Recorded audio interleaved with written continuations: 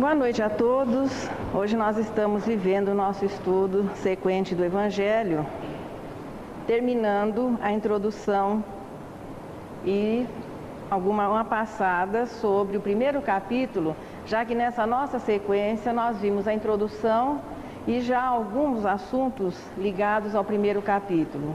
Hoje, fazendo o fechamento dessa sequência, e nós vamos encontrando aqui na abertura do capítulo número 1, que trata exatamente da ideia de Deus, da evolução do sentimento de religiosidade. Um dos primeiros princípios da doutrina espírita, nós vamos encontrá-lo aqui nos textos do Novo Testamento, onde Jesus não só confirma a oficialização do monoteísmo, como também diz não ter vindo destruir aqueles ensinamentos do passado, mas dar cumprimento. Não penseis que eu tenha vindo destruir a lei ou os profetas, mas não os vim destruir, mas cumpri-los. Essa foi uma das afirmações de Jesus naquele momento solene e muito importante para a humanidade, que foi o acontecimento relatado nos textos do Novo Testamento, e ali nós vamos encontrá-lo com o título de O Sermão do Monte. Jesus, por volta dos 13 anos, ele teve um encontro com os doutores da lei no templo, quando ele foi oferecer àquelas pessoas que eram as mais instruídas, que representavam, veja, a força religiosa no judaísmo, ele foi ali oferecer a eles, segundo Humberto de Campos, um adiantamento do seu trabalho. Ele foi fazer, junto a esses homens, apresentar o quê? A filosofia do cristianismo, e aguardou mais ou menos 16 anos para que possivelmente obtivesse uma resposta, ou que eles o procurassem talvez para algum entendimento. Como isso não acontece, é o momento em que Jesus, já um homem feito, retorna ao cenário. Então existem muitas hipóteses, muitas divergências com relação ao que Jesus deve ter, com o que ele fez durante esses anos. Então alguns historiadores o localizam como fazendo viagens ao Oriente, outros que ele tenha participado de alguma escola iniciática, mas de seguro, de alguma informação assim, através de um espírito respeitável, de um médium também respeitável, por exemplo. Até agora nós não temos uma informação que possa esclarecer devidamente o que Jesus fez nesse período. Particularmente, não falando em nome da doutrina, eu prefiro imaginá-lo trabalhando na carpintaria do Pai com toda a naturalidade, já que quando ele retorna ao cenário, ele não era desconhecido da comunidade ali da sua região. Todos o sabiam filho do carpinteiro, inclusive estranhando a sua cultura, estranhando que aquele homem, possivelmente ali vivendo em um trabalho muito rude, tivesse o conhecimento que tinha. O certo é que Jesus retorna depois ao cenário, já um homem feito, começa a frequentar a sinagoga aos sábados, onde era concedida a palavra livre. E os textos são claros de as pessoas se encantarem com a sua sabedoria e facilidade com que ele participava da interpretação dos textos. Mas não é este o filho do carpinteiro José, é uma das expressões encontradas, estranhando que com pouca cultura ele tivesse a facilidade de expor, de falar. Ele começa, claro, a organizar o seu trabalho, vai ao encontro dos espíritos que lhe seriam o apoio, pois foi através dos discípulos, principalmente dos 2 evangelistas que foram seus discípulos mais diretos, João e Mateus, e depois o trabalho feito por Lucas e Marcos. Mas ele vai ao encontro daqueles espíritos que já haviam planejado, já haviam sido espiritualmente preparados, que ofereciam as condições para que fossem eles os que passariam depois a mensagem que Jesus estava deixando, seriam os apoios mais diretos, quando da partida de Jesus, transformando-se em apóstolos, para que nós hoje pudéssemos ter acesso e ter conhecimento da filosofia do cristianismo.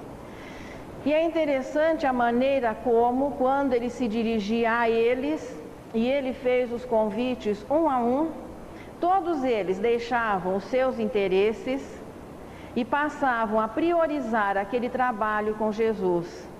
Pedro já era um homem até feito, já maduro, e passa a dividir o tempo entre as responsabilidades da manutenção da sua família através da pesca, mas não se descuida de ser um dos apoios de Jesus. E assim todos.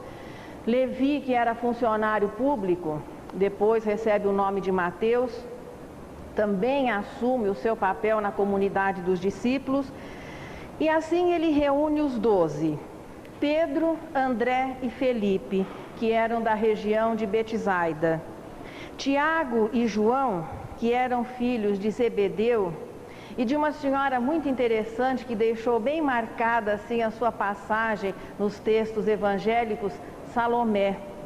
É Salomé que, representando bem a mãe típica terrestre, vai em determinado momento procurar Jesus para dar um jeitinho de encaixar os seus filhos numa posição melhor. Já que Jesus vinha anunciando um novo reino, por que não aceitar Tiago e João, por exemplo, como uns dos seus ministros? Em duas passagens, sente-se assim em Salomé uma espontaneidade e nem sempre a compreensão exata do trabalho, mas Salomé é uma das marcas femininas nos textos do Novo Testamento. Depois também vem Levi, Tiago e Alfeu, que eram filhos de Alfeu e de Cleófas. Cleófas era parente de Maria.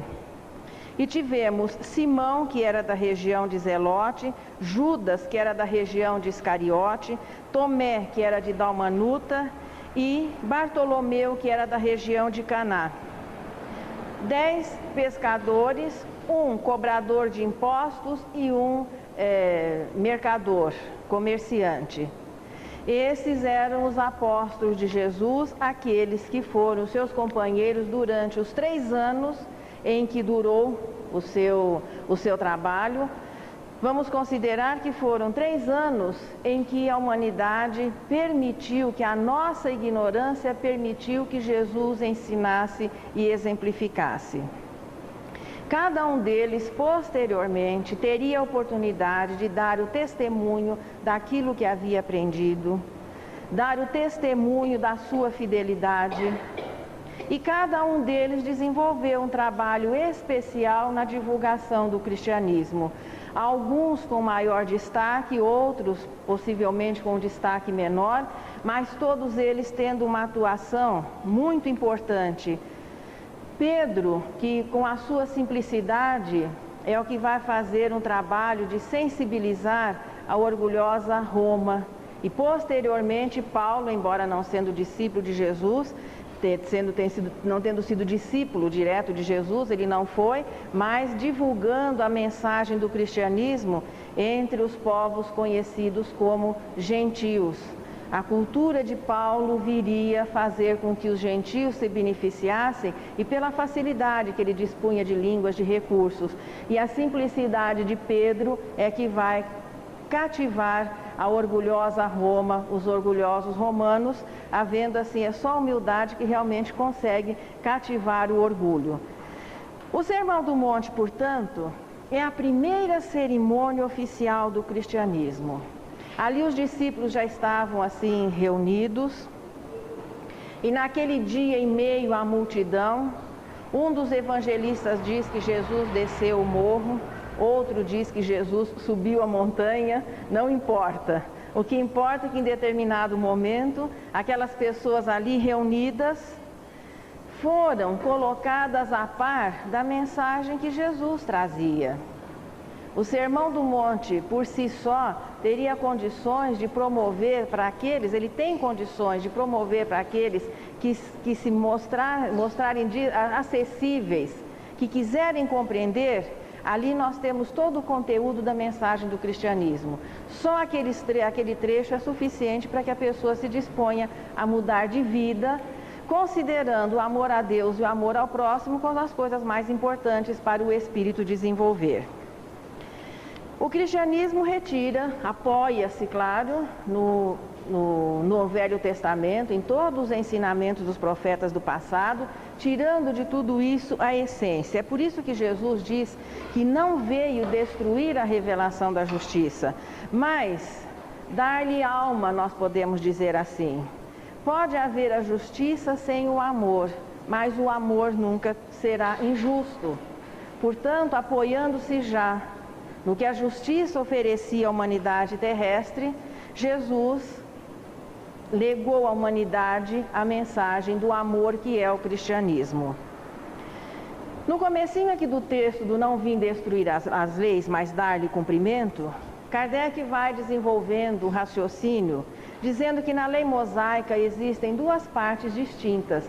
Não foi tudo aquilo que é atribuído e que é publicado no Velho Testamento, os 5 primeiros livros que são atribuídos a Moisés, não é tudo aquilo que tem um caráter divino.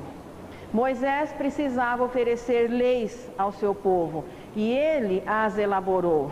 Então existiam as leis mosaicas que faziam com que a disciplina, que se pudesse conviver em relativa harmonia.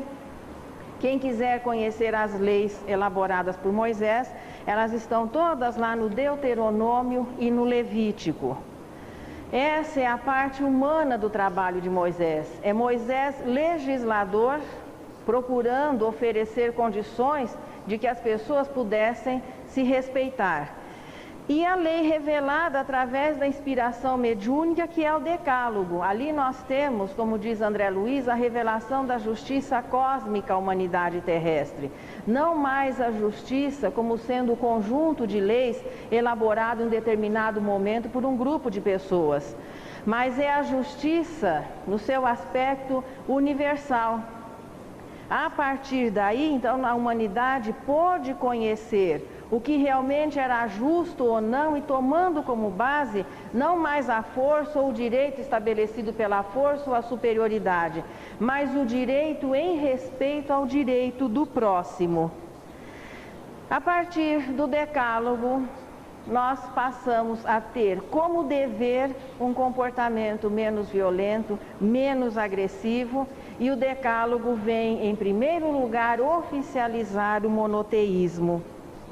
As leis mosaicas, todas as demais, têm o caráter temporário, transitório, que todas as leis humanas. Apenas que Moisés apresentava todas elas como sendo de origem divina. Então, todas as leis que ele oferecia ao seu povo eram apresentadas como sendo de origem divina. Este recurso do qual Moisés se utilizou, ele não foi a única pessoa ao se utilizar desse recurso, mas muitos reis, muitos legisladores também atribuíram origem divina às leis que eles promulgavam. Moisés, portanto, para ter maior força, uma ascendência maior, dizia que todas as leis eram divinas e nisso o Decálogo pareceria igualado às demais. É o que Jesus disse, que a parte divina dos textos ele manteria. Então ele não veio destruir a lei e os profetas, mas dar continuidade, por quê? Para se chegar ao amor, em primeiro lugar o indivíduo tem que respeitar a integridade física, a integridade moral, respeitar os bens do próximo, para que depois ele comece os primeiros ensaios do amor, que segundo a irmã Rosália, de uma maneira muito simples, é o suportar. Depois do respeito, e esse respeito pode ser à distância, aí vem o suportar, que é vivido na convivência no dia a dia. Entre as leis elaboradas por Moisés e a lei contida no Decálogo, vão ocorrer até divergências. Uma delas é o não matar. O Decálogo estabelecia que não se tinha mais o direito de tirar a vida. E veja, num sentido bem amplo, aí não fala se é não tirar a vida de uma pessoa, do próximo. Nós não temos o direito de interromper a vida dos seres vivos, nós não temos o direito de interromper a vida do próximo. E nas leis mosaicas existia a pena de morte. determinadas contravenções eram punidas com a pena de morte. Veja que durante os 1.300 anos seguintes ao Decálogo, apesar dessa mistura da lei divina com as leis humanas de Moisés, e que são mantidas até hoje na cultura, veja, o povo judeu até hoje segue as prescrições do Velho Testamento, essas leis conseguiram manter de uma certa forma a unidade política, social e religiosa do povo judeu. Só que antecedendo a vinda de Jesus, nos últimos 300 anos que antecederam a chegada de Jesus, quando se preparava mais diretamente a sua encarnação, e é importante, sempre nós gostamos de dar um realce a esse termo, porque às vezes ainda surgem as perguntas sobre encarnação e reencarnação com relação a Jesus. Veja, Jesus como Espírito reencarnou tantas vezes quantas se fizeram necessárias para que ele atingisse a perfeição. E não foi no planeta Terra que isso aconteceu. Portanto, quando o planeta Terra se formou, segundo, por exemplo, a informação de Emmanuel, e nós temos que considerar o peso de uma informação oferecida por Emmanuel através de Francisco Cândido Xavier, quando o planeta Terra se desprende da massa da estrela-mãe, Jesus já era um espírito puro e pôde aceitar de Deus, veja, a confiança e a responsabilidade de ser o instrutor da futura humanidade que floresceria naquele orbe. Portanto, Jesus como Espírito reencarnou. Quantas vezes aconteceu isso na Terra? Então nós não podemos oferecer, existem pessoas, existem hipóteses, aqueles que o dizem reencarnado na Atlântida, que ele foi Buda, que ele foi não sei quem. Tudo isso, veja, são opiniões pessoais. O que se sabe é que Jesus, portanto, encarnou aqui no planeta Terra, no seu trabalho missionário de vir revelar e viver a mensagem do amor. Para viver o amor, é importante que o Espírito já tenha desenvolvido esse sentimento em plenitude. E é o caso dos espíritos puros. Nenhum problema ligado à matéria, nada vai interferir, não só nas suas atitudes. Porque quando Jesus veio viver a mensagem do amor, ele não estava se dirigindo apenas a meia dúzia de judeus e alguns gentios, alguns romanos, que tiveram, vamos dizer assim, o privilégio, que afinal de contas foi um privilégio para aquele grupo de pessoas que conviveu diretamente com Jesus nessa única oportunidade, pelo menos o que se sabe oficialmente até agora. Jesus não estava se dirigindo aos seus discípulos, àquela pequena multidão que aos pés ali do monte participou daquela cerimônia solene de abertura do cristianismo. Jesus estava se dirigindo, e ele sabia disso, aos 25 bilhões de almas que compõem a atmosfera terrestre, desde os espíritos mais evoluídos até aqueles ainda bem recalcitrantes no mal, que não perdiam a oportunidade de procurar solapar, de procurar interferir, tanto encarnados como desencarnados, para atrapalhar a divulgação da mensagem. É claro que todo esse esforço das trevas, da ignorância, não atingiu Jesus, porque o Espírito puro está acima de tudo isso. Mas, na medida que lhes era possível, comprometiam, claro, a divulgação, porque a ignorância fica muito preocupada quando a sabedoria chega. Jesus, portanto, viria se dirigir à humanidade de 25 bilhões de almas, alguns reencarnados e a maioria ali vivendo na atmosfera espiritual do planeta Terra. O judaísmo, nesses 300 anos anteriores a Jesus, havia se fracionado em algumas seitas.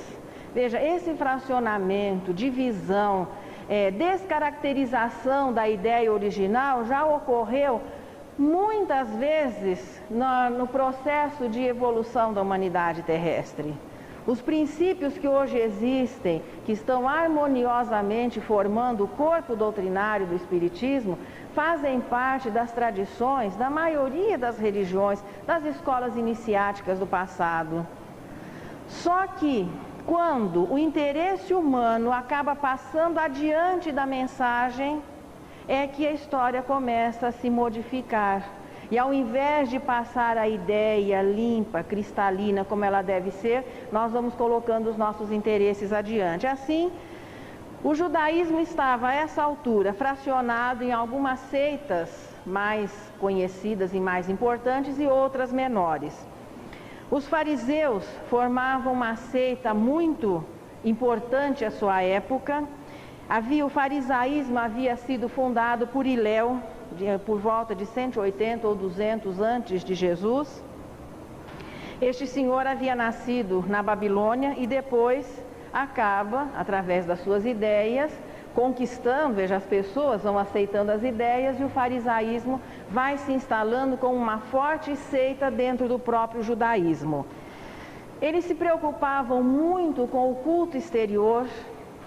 Então era importante parecer bom, era importante parecer sábio, mas isso não correspondia ao interior. Tanto que Jesus, muitas vezes, de uma maneira assim austera, que nós confundimos austeridade com violência, com sentimentos inferiores, não é nada disso. Mas Jesus se dirigia a eles com austeridade, com autoridade, chamando-os de túmulos caiados por fora.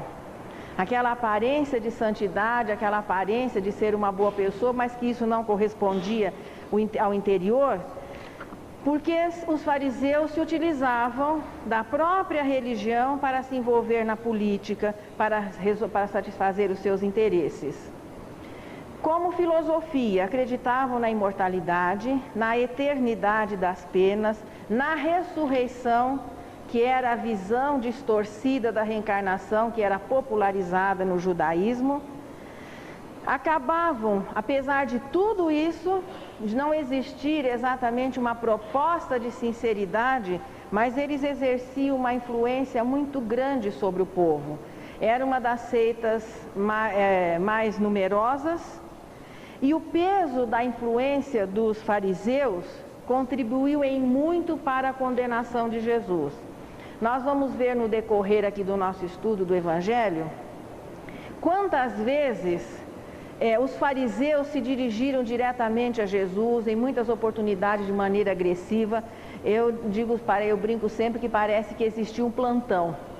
O pessoal toda semana ia lá no templo saber como seria o plantão da semana. Porque onde Jesus estivesse, tinha sempre um fariseu por perto para ouvir o que ele dizia, levando as notícias, e muitas vezes interferindo diretamente, conversando com Jesus, tentando fazer com que ele perdesse a calma. Isso fica claro em alguns textos, que ficavam ali insistentemente questionando, esperando que Jesus de repente perdesse a calma ou se contradissesse.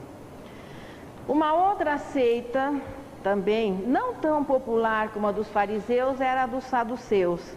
Essa foi fundada por Sadoc, mais ou menos a 248 a.C. de Jesus. A estes não se podia aplicar o termo exatamente de religião, porque eles tinham uma visão muito materialista da vida. Não acreditavam na imortalidade, não acreditavam na ressurreição, não acreditavam em anjos bons ou anjos maus, acreditavam apenas em Deus. E o que valia na vida, a sua maneira, exatamente a maneira deles.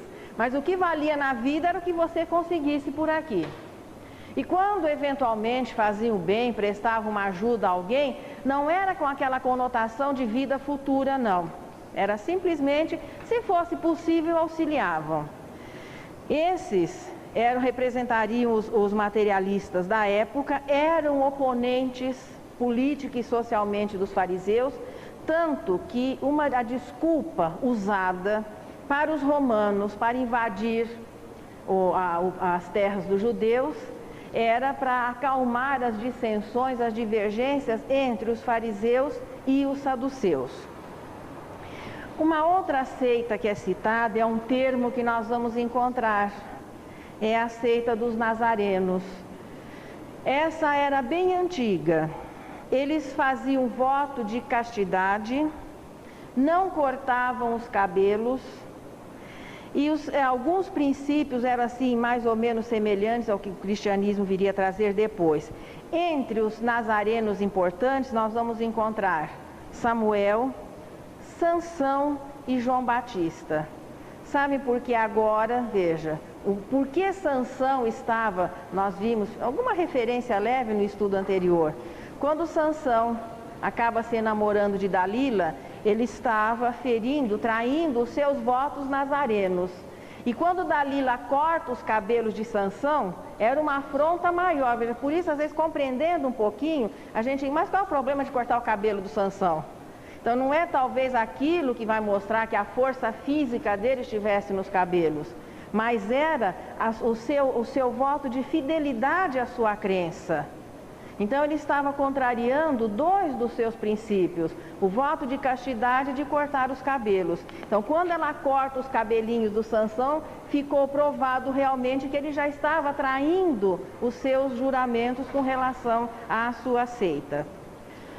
Mais tarde, o termo nazareno passou a ser aplicado aos cristãos. Por quê? Jesus viveu boa parte da sua vida em Nazaré. Ele nasceu em Belém, por um entre aspas, acaso. Passa 8 anos no Egito, mas a família antes vivia em Nazaré. Ele passa 8 anos no Egito, retorna depois à vila de Nazaré. E o pessoal daquela vila também era conhecido como nazareno, que não tem nada a ver com a seita dos nazarenos. E mais tarde os cristãos também, porque Jesus de Nazaré, acabavam os cristãos sendo chamados de nazarenos. Alguns eram chamados de nazareno por serem da região de Nazaré e outros por fazerem parte da seita, que também era conhecida como os nazarenos. Um outro termo que nós vamos encontrar são os samaritanos. Hoje nós estamos ficando um pouquinho naquelas notícias históricas, mas agora melhor compreendidas depois aquele nosso tour pela história da formação do povo hebreu. Os samaritanos da época de Jesus eram descendentes, claro, daqueles do reino da Samaria, quando da divisão depois da morte de Salomão, se dividiu entre reino de Judá e reino de Israel. Então o reino de Israel, tendo como capital a Samaria, durou 200 anos. Foi destruído depois por Nabucodonosor e os remanescentes continuaram mantendo-se agrupados, continua a tradição de família. Mesmo à época de Jesus, não se davam. Não existia amizade entre samaritanos e judeus. E isso era alguma coisa assim muito ostensiva. Tanto que quando Jesus vai passando em um determinado lugar, pede água para uma mulher samaritana, veja, o pessoal se conhecia de olhar, devia existir características, ou às vezes alguma forma de expressão, algum tipo de roupa, porque Jesus pede água, ela fala, mas eu sendo samaritana, você vem me pedir água? Então hoje a nossa realidade fica meio incompreensível, qual é o problema de uma samaritana dar água para um judeu? Mas é que a coisa já vinha desde o passado. Os samaritanos não iam ao templo de Jerusalém, construíam um templo na própria Samaria e aceitavam dos textos sagrados apenas os 5 primeiros livros atribuídos a Moisés. Vem também uma referência aos essênios. O pessoal hoje, às vezes, aquele lado místico, né, aquela coisa, descobre-se textos lá não sei aonde, na vizinhança do Mar Morto. Os essênios também formaram uma seita que surgiu mais ou menos 150 anos de Jesus e que desaparece quase que ela não resiste um século depois. Os essênios, possivelmente nós fazendo parte de um trabalho precursor, porque a filosofia dos essênios era muito semelhante àquilo que Jesus viria trazer como cristianismo. Daí alguém também interpreta, como foi o caso de Buda, Sócrates, Confúcio, que Jesus havia ido ao Oriente ou aprofundar-se nesse conhecimento para depois formar o cristianismo. O mesmo, muitas vezes, se pensa com relação aos essênios. Eles se distinguiam à sua época por costumes brandos e um realce à virtude. Viviam em comunidades, eram celibatários, condenavam as guerras e a escravidão, acreditavam na imortalidade da alma, na ressurreição, ensinavam o amor a Deus e o amor ao próximo. Kardec, no fechamento do trechinho aqui dos Essênios, diz o seguinte: é certo que Jesus deve tê-los conhecido, mas não existem provas de que ele se haja filiado à seita essênia. Emmanuel, em A Caminho da Luz, também diz quase que isso que Kardec afirma, que se Jesus teve algum contato com os essênios, foi na qualidade de mestre e nunca de aprendiz. Em A Grande Espera, Eurípides Barçanufo vem e aprofunda um pouquinho mais, já que toda a trama do romance está ligada aos essênios. Então ali é relatada a visita que Jesus faz. A Grande Espera é essa mesmo. Já fazia parte das tradições dos essênios a espera e o reconhecimento ao Messias. Mas em nenhum momento Jesus foi confundido com o aprendiz ou participou diretamente. Nós vamos considerar que estes espíritos, da mesma maneira que os precursores de 600 anos atrás, participaram, veja, receberam instrução e vieram ser precursores diretos de Jesus, familiarizando a população da época, aqueles que eles podiam alcançar, com a filosofia, com aquilo que Jesus viria trazer logo em seguida. Tanto que a seita surge um pouquinho antes e desaparece logo depois. O cenário que Jesus encontra, o cenário político dos judeus, era, de uma certa maneira, escravizados pelo Império Romano. O judaísmo fracionado em seitas que disputavam a liderança. Com relação à religião, às disputas religiosas, ele se coloca acima de todas elas quando afirma não haver vindo destruir a lei ou os profetas, porque todos eram seitas originárias da mesma fonte.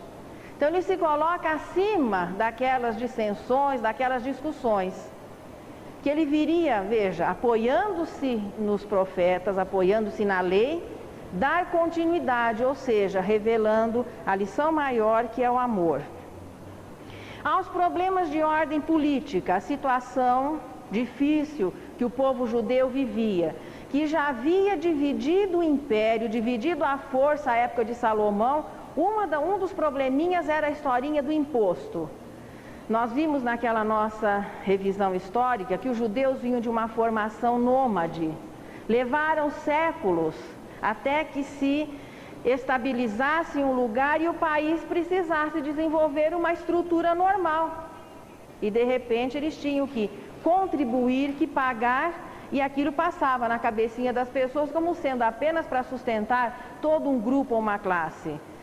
Tanto que os cobradores de impostos, que representariam que a classe do funcionalismo público, e nós vemos isso claramente tanto nas notícias históricas, como depois no desenvolvimento, naqueles flashes do dia a dia da vida de Jesus, que nós vamos encontrar nos textos, que o cobrador de imposto, sendo honesto ou não, era tido à conta de desonesto. Principalmente, veja, quando essa classe se viu obrigada a trabalhar para Roma, quer dizer que imposto era um assunto delicado em meio aos judeus. Já havia sido um problema muito grande à época de Salomão, dividido os reinos, criado um problema para a própria continuidade daquele povo. Vem depois o Império Romano, e isso com relação ao imposto, o Império Romano era muito zeloso, as pessoas tinham que recensear até as cabras, os carneiros, a produção semanal das hortas, das chácaras, tudo. Então tudo isso era muito pesado para o povo judeu. Então quando naquela célebre passagem, que nós vamos ver mais adiante, apresenta uma inocente moedinha para Jesus e alguém pergunta assim, mas devemos pagar o tributo? E Jesus: a César o que é de César. Então Jesus mostrando que ele vinha com uma política mais além. E uma visão de Deus também muito mais além do que eles estavam tendo até agora. colocando-se acima das dissensões, porque ele viria trazer uma mensagem que se propunha a unir as pessoas, superando as rivalidades, as dificuldades, as imperfeições, para que todos pudessem começar a se beneficiar daquela visão diferente, a visão filosófica do amor a Deus e o amor ao próximo. Hoje, de vez em quando, nós ouvimos as pessoas dizerem assim, principalmente com relação, me parece mais a políticos, que é o estilo do fulano, é o estilo do cicrano. Então, cada governador, cada presidente tem um estilo pessoal de dirigir. É claro, existem as leis, mas existe aquilo que nós chamamos de estilo. Um mais direto, outros mais sofisticados. Jesus também inaugura um novo estilo, que permanece até hoje e que nós ainda não conseguimos acompanhar. Austero, mas não austeridade confundida com violência, crueldade, muitas vezes com injustiça. Quando se fala em austeridade, a gente já imagina imposição e injustiça. Não. Era austero, mas ao mesmo tempo brando. Não era uma imposição através de crueldade, imposição através de uma superioridade estabelecida pelos valores humanos. Nós poderíamos chamar de um estilo verdade, que é um estilo que ainda a maioria de nós não consegue viver 24 horas por dia. E quando Jesus afirmava às pessoas, quando ele falava da vida futura, falava do amor, da bondade, independentemente da crença ou da aceitação ou não, aquilo era verdade, era lei. Quando ele dizia que, veja, se colocou como modelo, falando com Deus diretamente através da prece, gostando ou não, a prece é a comunicação da criatura com o Criador. Então Jesus inaugura, assim, um novo estilo, sim, austero e brando, mais firme. Nós poderíamos chamar também de firmeza de convicções. Quem está tranquilo naquilo que fala, naquilo que acredita, não grita, não dá murro na mesa, não impõe a sua ideia.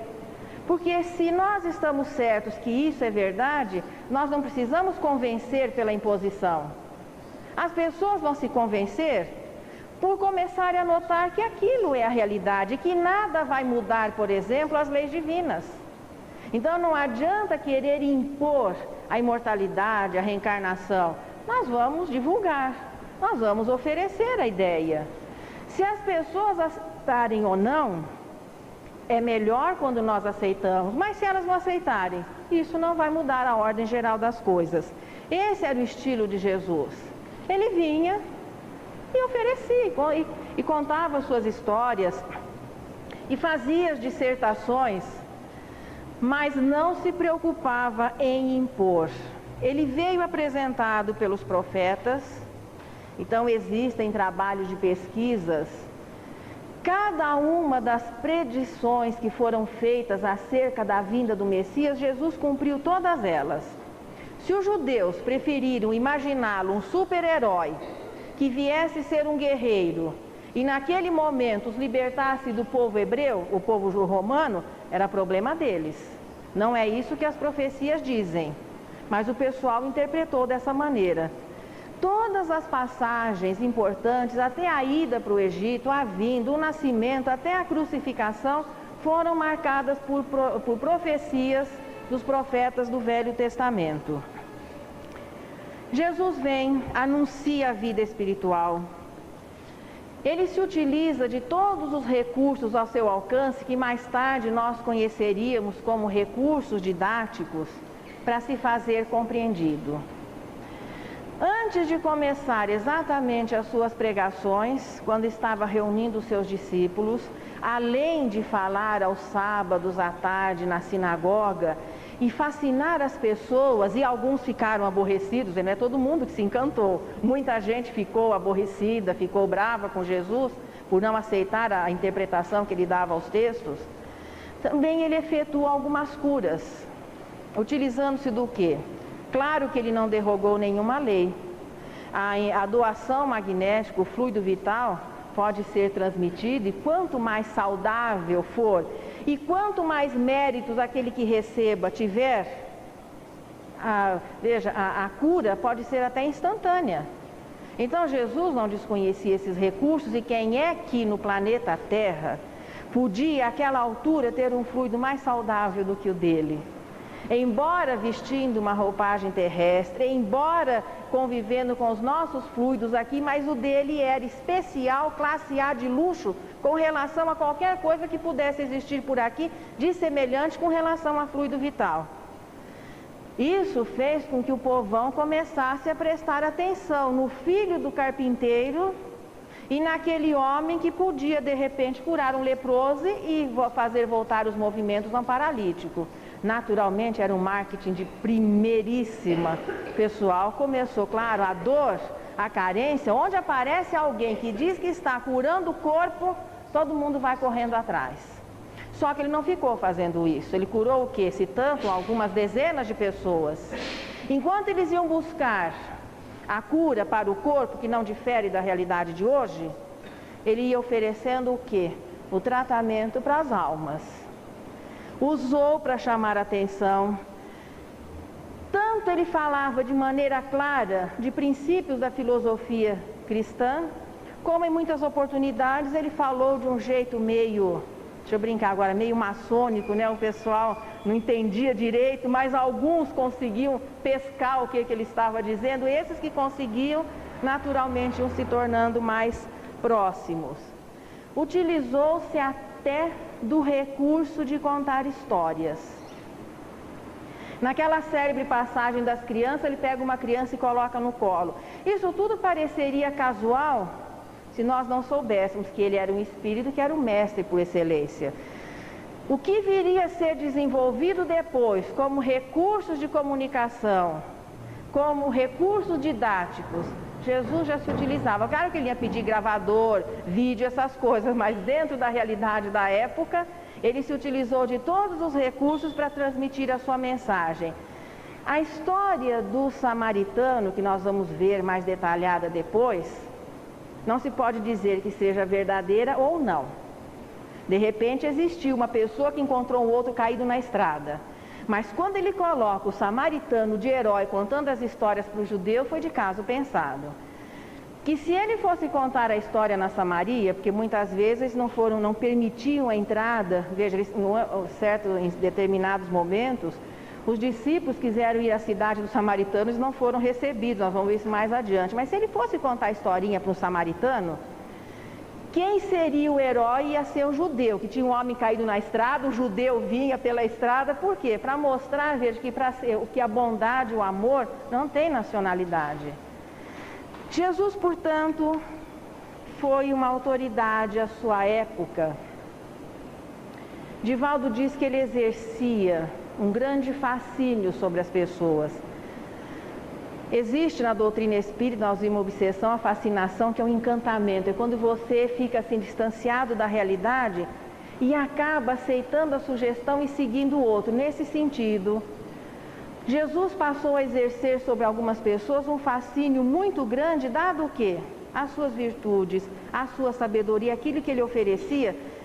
É como se algumas pessoas fossem esponjas secas e aquele contato, ainda que rápido com Jesus, elas descobrissem o objetivo e a utilidade da sua vida. Os primeiros casos, os discípulos. Claro que eram espíritos preparados, mas Levi, o texto é claro, ele deixa o lugar onde ele estava trabalhando e sai atrás de Jesus. Todos eles, Pedro, todos eles, a um convite do mestre, se posicionaram como discípulos e continuadores. Maria de Magdala, Emmanuel coloca como uma das mudanças, uma das conversões mais bonitas e mais difíceis da época. Então, até então, tendo a vida fácil que se atribui às prostitutas, de uma certa maneira, tendo uma vida melhor que as mulheres da sua época, mas Maria muda toda a sua vida, doa todos os seus bens aos pobres, e depois vai seguir Jesus. E Emmanuel faz uma página muito bonita que nós vamos encontrar em Caminho, Verdade e Vida. Dedica uma página muito bonita a Maria, que ele diz que foi a conversão mais difícil, porque Pedro e os outros eram pessoas assim, normais, pessoas boas, mas Maria havia conhecido muitas insinuações, muita coisa no mundo. E ela deixa tudo simplesmente para seguir o pensamento, aquilo que Jesus estava oferecendo. Joana de Cusa, que é a nossa Joana de Ângeles, que se propõe a seguir Jesus quando ainda mais jovem, Jesus diz que ela espere, que chegaria o momento em que ele iria chamá-la ao testemunho.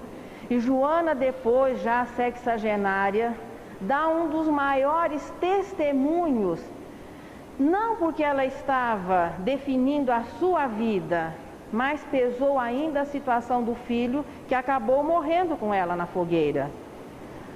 Um outro exemplo foi Zaqueu, que era cobrador de impostos, naturalmente considerado desonesto, mas que, quando conhece Jesus, muda totalmente a sua vida, divide a sua fortuna, oferece aquilo que era da família, faz uma grande doação e vai seguir Jesus à distância. Ele não se incorporou à comunidade dos cristãos e passa a ganhar a vida como professor e levando adiante a mensagem do cristianismo que ele havia aprendido.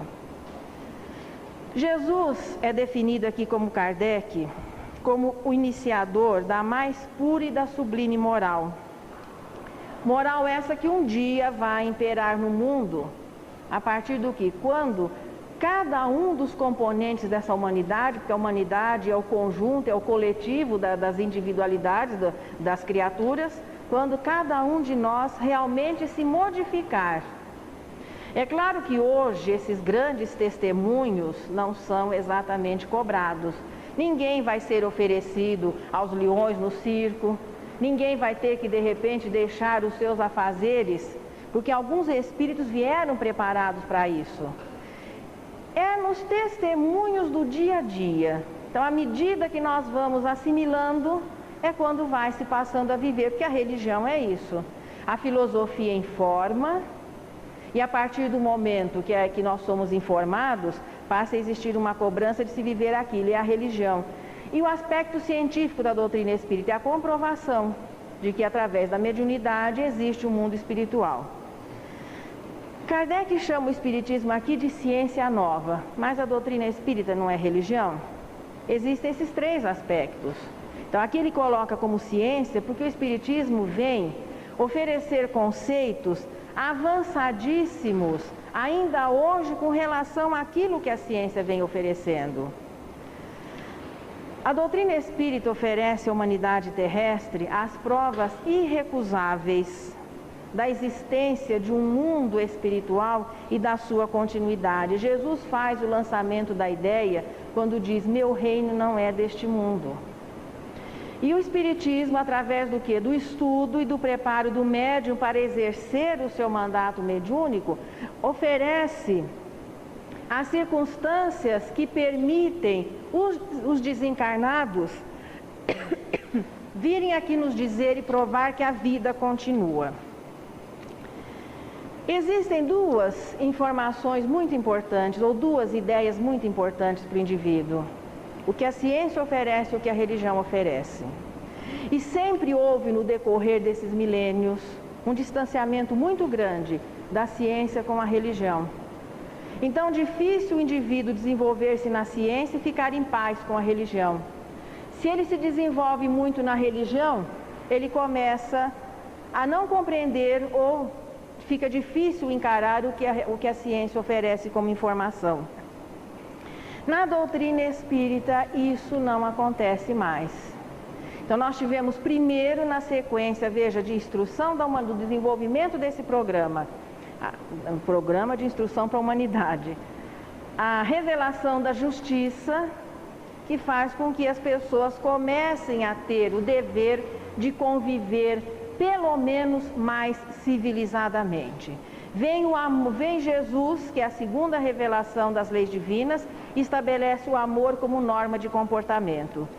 1857 anos depois, era o momento em que a doutrina espírita poderia vir e revelar a existência desse mundo espiritual sem que houvesse choque com as revelações anteriores, porque é uma continuidade, e sem que essa revelação se chocasse com a ciência a essa altura jamais desenvolvida. A ciência terrestre tem buscado o elemento inicial que nos permita compreender como é que a matéria se organiza nesses 110 elementos conhecidos, nas 500.000 substâncias. Então já se sabe que existe um elemento inicial do qual tudo mais são transformações. Na filosofia espírita, esse elemento se chama fluido cósmico universal. Não importa o nome que a ciência um dia dará, o Espiritismo já informa que existe um padrão de simplicidade terrestre e que naturalmente existe um padrão de simplicidade com relação ao universo. A ciência nos oferece como explicação para a espécie humana tão ajeitadinha, cabeça e tronco e membro, 2 olhos, sendo da família dos mamíferos. Então, como é que nós chegamos até aqui e somos assim tão simpáticos, tão bonitos, tão ajeitadinhos, né? Pois é, alguém diz que houve uma evolução das espécies desde o comecinho lá dos seres unicelulares, e a coisa veio até que chegasse aqui na espécie humana.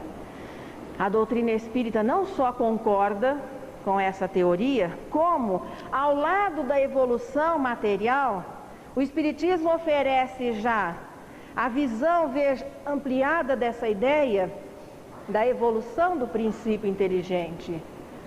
Não é só a matéria que evoluiu e se tornou mais complexa até chegar no corpo da espécie humana, mas o princípio inteligente que vem se elaborando desde os reinos mais simples da natureza, vivendo cada programa que cada corpinho de cada espécie pode oferecer para que ele desenvolva a sua capacidade mental, a ponto de, quando receber um robô como esse, um computador como é o nosso cérebro, que ele possa utilizar desses recursos. Então, o princípio inteligente teve que se desenvolver para poder lidar com essa máquina que lhe seria oferecida quando na espécie humana. A ciência tem procurado desenvolver os recursos de comunicação e hoje o mundo realmente virou uma aldeia. Tudo que acontece em qualquer lugar a gente pode saber no jornal das 8 ou das 10. Logo você fica sabendo tudo o que acontece no mundo inteiro e nós temos buscado recursos para que a comunicação seja mais fácil. Pois é, o Espiritismo já oferece as leis, que já nos revela as leis que presidem a comunicação, não apenas dentro dos limites da matéria, mas entre as dimensões do mundo espiritual e o mundo material.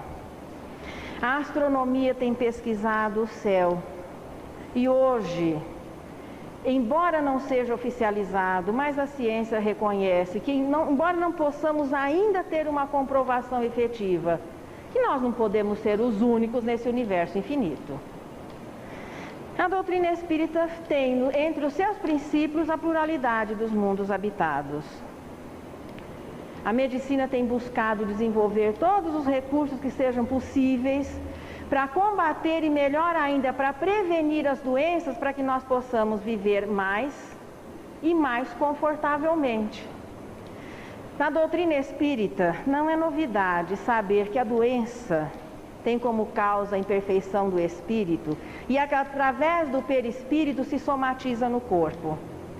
Quando a medicina chegar no limite entre matéria, a nível de corpo, e de perispírito e começar a desenvolver um ramo de pesquisar a doença no perispírito, nossa, mas como nós vamos viver melhor?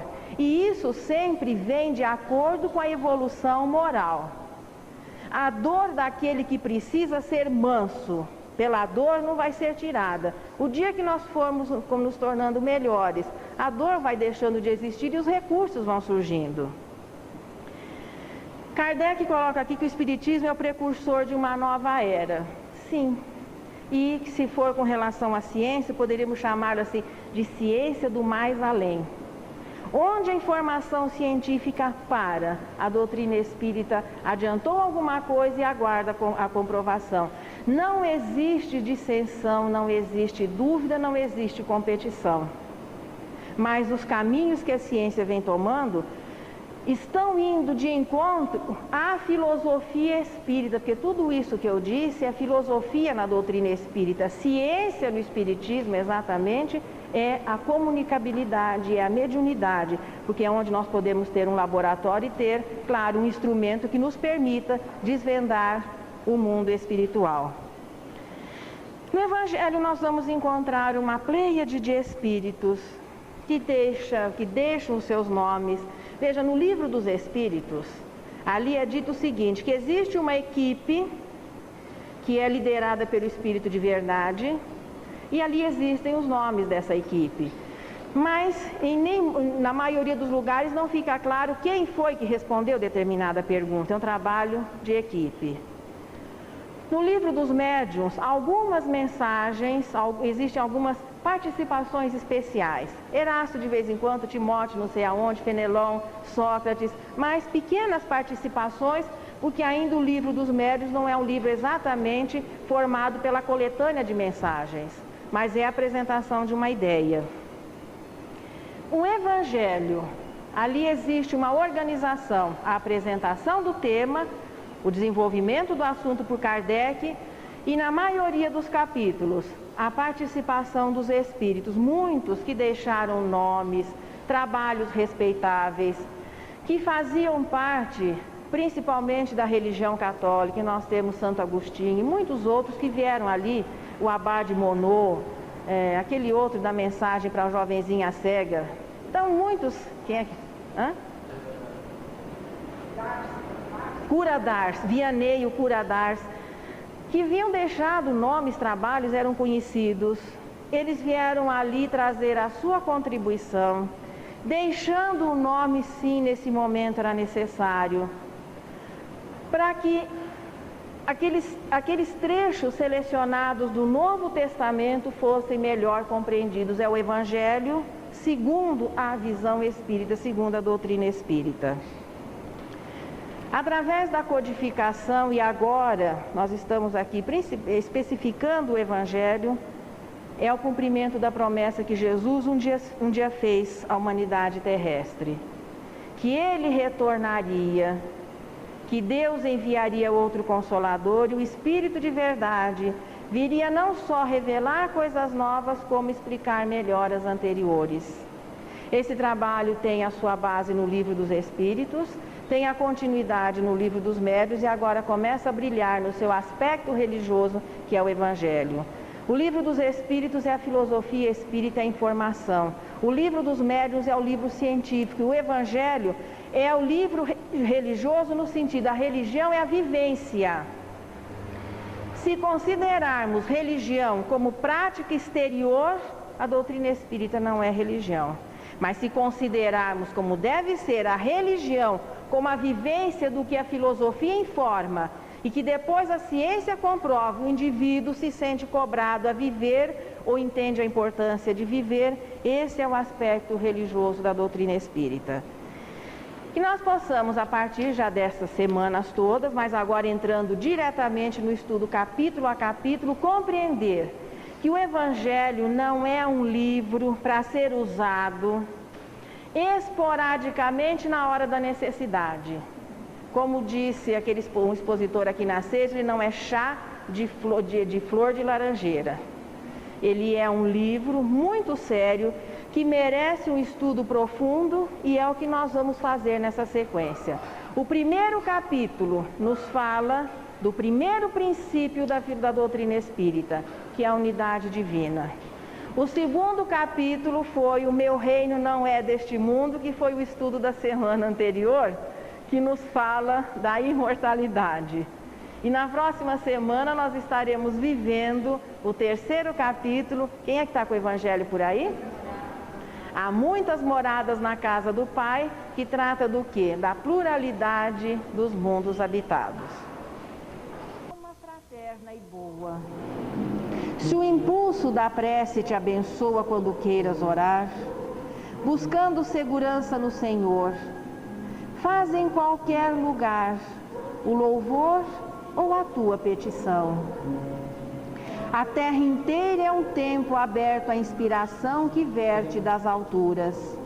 Mas se quiseres encontrar o mestre que procuras, atende, alma querida, desce ao vale de lágrimas da vida, a imensa retaguarda onde o consolo tarda.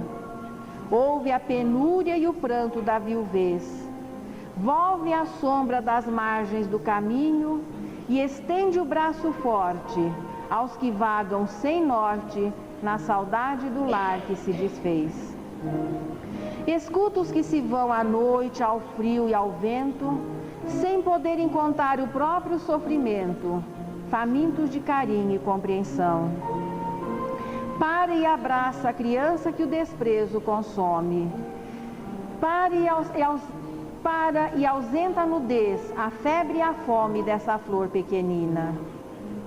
Ouve o choro do enfermo, que não tem senão pó, lama e lágrimas por leito, e à guisa de aposento um canto estreito na terra de ninguém. Atentamente, anota em torno os brados de quem conhece a mágoa no apogeu, os tristes corações despedaçados que a calúnia venceu. Vai onde exista aflição, oferecendo a cada sofredor uma bênção de amor, e aí surpreenderás um divino clarão que dúlcido irradia paz, bondade e alegria.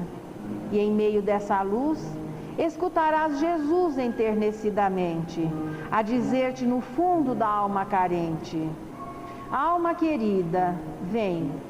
Ouço-te a voz na prece em qualquer parte. Devo, entanto, esperar-te na seara do bem. Chamaste-me de certo, para saber que Deus ama e compreende em ti. Buscava-me tão longe e aguardo-te tão perto. Alma boa, eis-me aqui.